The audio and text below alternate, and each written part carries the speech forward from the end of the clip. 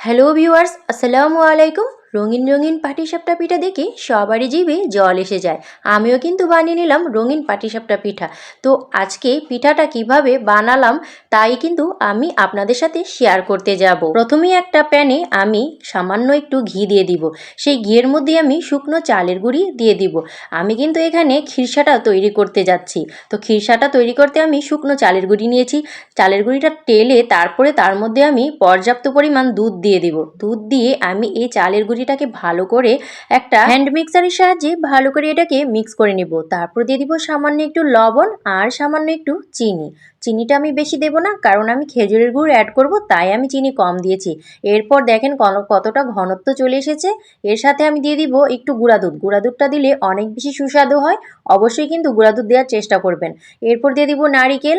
নারিকেলটা কিন্তু শেষে দেওয়াই ভালো, তা না হলে ফেটে যেতে পারে, ছানা কেটে যেতে পারে, ভালো লাগবে না দেখতে। তো অবশ্যই কিন্তু নারিকেলটা শেষে দেওয়ার চেষ্টা করবেন। আমি শেষেই দিয়েছি। তো এখন আমি দিয়ে দিব জাল করে রাখা খেজুরের গুড়। খেজুরের গুড়টা অবশ্যই কিন্তু আলাদাভাবে জাল করে নেবেন, তাহলে কখনোই আপনার এই যে খিরসাটা ফেটে যাবে না। খুব সুন্দর একটা সফট একটা কাঠ চলে আসবে। দেখতেই পাচ্ছেন কতটা সফট হয়েছে আমার এই যে খিরসাটা। চালের গুঁড়ির মিশ্রণ তৈরি করব যে রুটি বানানোর জন্য। তো অবশ্যই এখানে 2 কাপ চালের গুঁড়ি নিয়েছি, 1 কাপ নিয়েছি ময়দা। ময়দাটা অবশ্যই দেওয়ার চেষ্টা করবেন। আর এখানে নিয়েছি সামান্য একটু গুঁড়া দুধ আর একটু লবণ। এগুলো দিয়েই কিন্তু আমি এই মিশ্রণটা তৈরি করব। তো অল্প একটু পানি দিব আর এটাকে নাড়াচাড়া করব। তারপর আবার পানি দিব, আবার এটাকে মিক্স করব।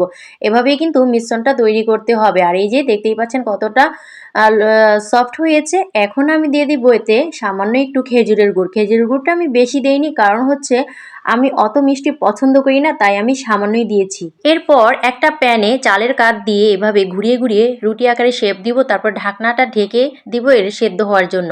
এরপর খিরসাটা দিয়ে আমি পেঁচিয়ে পেঁচিয়ে প্রত্যেকটা পিঠা এভাবেই বানাবো। তো দেখতেই পাচ্ছেন আমার পিঠাগুলো কতটা সুন্দরভাবে উঠে আসছে। অবশ্যই কিন্তু একটু তেল ব্রাশ করে নেবেন প্যানে। প্যানে তেল ব্রাশ না করলে কিন্তু এই রুটিটা উঠবে না।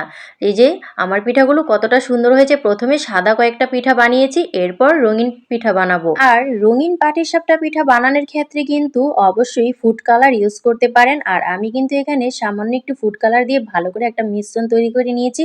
আর এটাকেই কিন্তু ডিজাইনের আকারে কাজে লাগবে। এই যে দেখতেই পাচ্ছেন একটা চামচ দিয়ে আমি ফোঁটা ফোঁটা করে দিচ্ছি। যে যেভাবে দিতে পারেন ঠিক সেভাবেই দিতে পারবেন। আর তারপরে কিন্তু আমি এই যে একটু চালের গোলা দিয়ে দিলাম। তারপরে ঘুরিয়ে ঘুরিয়ে একটা রুটি বানিয়ে কিছুক্ষণ ঢেকে এটাকে সেদ্ধ হতে দিব। তারপর আবার খিরসা দিয়ে এটাকে পেঁচিয়ে পেঁচিয়ে আবার পাটিসাপটা পিঠা আকারে বানিয়ে ফেলবো। তো এভাবেই কিন্তু রঙিন পাটিসাপটা পিঠাগুলো বানানো হয়। তো বন্ধুরা, আমার এই পিঠাগুলো দেখে অবশ্যই কিন্তু আপনারাও বাড়িতে ট্রাই করবেন, তাহলেই আমার সার্থকতা।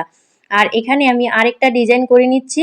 এভাবেই আমি প্রত্যেকটা পিঠা বানিয়ে নিয়েছি ডিজাইন করে। আর আমার কাছে কিন্তু খুব ভাল লাগছিল এগুলো বানাতে। মন চাইছিল যেন আরও বানাই, আরও বানাই।